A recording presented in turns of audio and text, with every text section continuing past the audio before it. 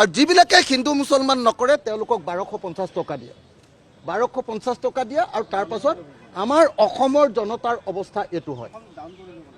আমাৰ অসমৰ জনতাৰ অৱস্থা এয়া চাওক অসমৰ মুখ্যমন্ত্ৰীয়ে 1250 টকা দি আছে আসল কথাটো হল আপোনালোকক কব খুজিছো যে আমাৰ যে 30 পৃষ্ঠাৰ যিখন বাজেট ভাষণ দিলে সেই বাজেট ভাষণত মূল্যবৃদ্ধি শব্দটো price hike, price rise বা ইনফ্লেশন ইংৰাজীতে হোক বা অসমীয়াতে হোক মূল্যবৃদ্ধি শব্দটো আমাৰ এবাৰ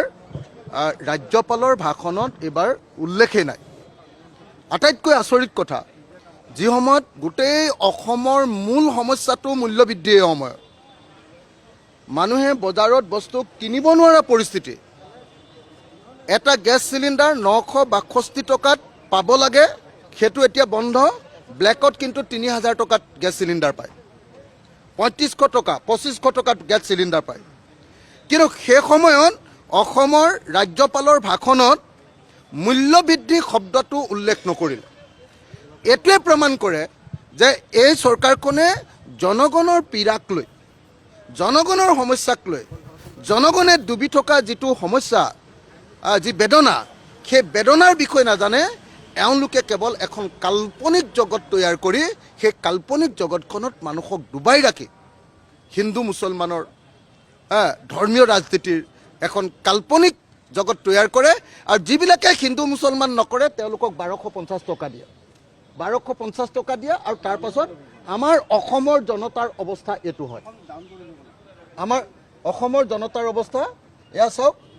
অসমৰ মুখ্যমন্ত্ৰীয়ে 1250 টকা দি আছে 1250 টকা দি আছে এয়া আৰু তাৰ ফলস্বৰূপে কি হৈছে যে আপোনাৰ বস্তুৰ দাম তাৰ বিপৰীতে আমি দেখিছো যে বস্তুৰ দাম এনেকুৱাকে বৃদ্ধি পাইছে সেইকাৰণে এনেকুৱা পৰিস্থিতিত আজি আমি ৰাইজৰ দলৰ দুইজন বিধায়কে আজি এনেকুৱা পৰিস্থিতিত আমি প্ৰতিবাদ সাব্যস্ত কৰিছো আমাৰ কথাটো স্পষ্ট অসম বিধানসভাৰ এইবাৰ অধিৱেশনৰ কেন্দ্ৰীয় বিষয় হ'ব লাগে মূল্যবৃদ্ধি অসম বিধানসভাত এইবাৰৰ কেন্দ্ৰীয় বিষয়টো হ'ব লাগে অৰ্থনৈতিক সংকট মানুহৰ অৱস্থা বেয়াকৈ শেষ হৈ গৈছে কিন্তু এটা শব্দ উল্লেখ নাই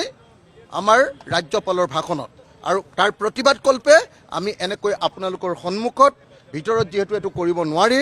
আপোনালোকৰ সন্মুখত ইয়াত এই প্ৰতিবাদ সাব্যস্ত কৰিছো মই আকৌ এবাৰ মনত পেলাই দিছো যে অসমৰ জনতা যেতিয়া মূল্যবৃদ্ধিৰ জুইত ককবকাই আছে মূল্যবৃদ্ধিৰ জুইৰ ওপৰত উঠি আছে সেই সময়ত অসমৰ মুখ্যমন্ত্ৰী হিমন্ত বিশ্ব শৰ্মাৰ কেবিনেটে তৈয়াৰ কৰি দিয়া ৰাজ্যপালৰ ভাষণত মূল্যবৃদ্ধি শব্দটো নাই মূল্যবৃদ্ধি হৈছে বুলিও কোৱা নাই মূল্যবৃদ্ধি ৰোধ কৰিম বুলিও কোৱা নাই বস্তুৰ দাম কমাম বুলিও কোৱা নাই গতিকে চৰকাৰ কি পৰ্যায়লৈ গৈছে আৰু জনতাক কি পৰ্যায়ত ৰাখিছে তাৰ বাস্তৱ চিত্ৰটো দেখুৱাবৰ কাৰণে আমি আপোনালোকৰ সন্মুখলৈ আজি এই চিত্ৰখন আপোনালোকৰ সন্মুখলৈ লৈ আহিছো ধন্যবাদ।